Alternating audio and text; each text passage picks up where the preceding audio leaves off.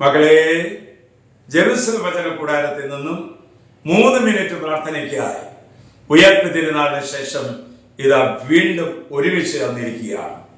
ദിവ്യകരുണയുടെ തിരുനാളിന് ശേഷം വീണ്ടും ഒരുമിച്ച് ചേർന്നിരിക്കുകയാണ്. ഇന്ന് ഒരുമിച്ച് ചേർന്നിരിക്കുന്ന ഈ കൂട്ടായ്മയോട് ഈശോ നമ്മുടെ മധ്യത്തിൽ വന്ന് എന്നോടും നിന്നോടും നമ്മുടെ എല്ലാവരോടും ഒരു പ്രത്യേകമായ കാര്യം പറയാനുണ്ട്. ശ്രദ്ധിക്കണ്ടേ? നമുക്ക് ഇതാ കർത്താവിന്റെ വചനം തരുന്നു. 1 കൊരിന്ത്യർ 4:12-13.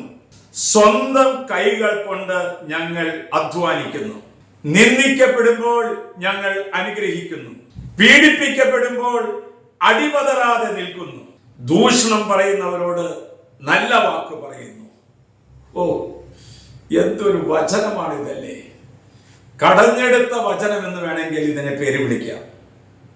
നീ മറ്റുള്ളവർക്ക് ഒരു ഓർമ്മയാകാൻ ആഗ്രഹിക്കുന്നുവെങ്കിൽ ഇന്നത്തെ വചനത്തിൽ അത് ആലേഖനം ചെയ്തിട്ടുണ്ട്.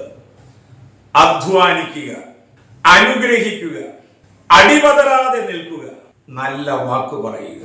ഇപ്രകാരം ചെയ്യുന്നവരുടെ പേരുകൾ ആയുസ്സിന്റെ പുസ്തകത്തിൽ നിന്ന് കർത്താവ് മായ്ച്ചു കളയുകയില്ല.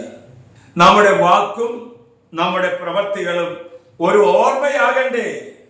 മറ്റുള്ളവരെ അനുഗ്രഹിക്കുന്ന വചസ്സുകൾ നമ്മുടെ ഹൃദയത്തിൽ നിന്ന് വന്നാൽ, മറ്റുള്ളവരെ കുറിച്ച് നല്ലത് പറയുമ്പോൾ നമ്മൾ ഒരു സ്നേഹ സാന്നിധ്യമായിട്ട് മാറും.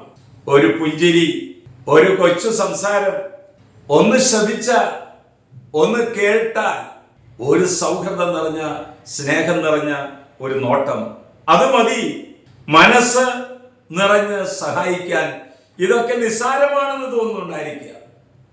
നീ കിടക്കുന്ന കിടക്കയിലും നീ നടക്കുന്ന വഴിത്താരയിലും ഇത് നമുക്ക് പ്രായോഗികമാക്കാൻ പറ്റും. സ്നേഹിച്ച്, സഹായിച്ച്, പരസ്പരം ക്ഷമിച്ച്, കരുണ കാണിച്ചാൽ നമ്മൾ ഹൃദയങ്ങളിൽ ഓർമ്മയായി മാറും.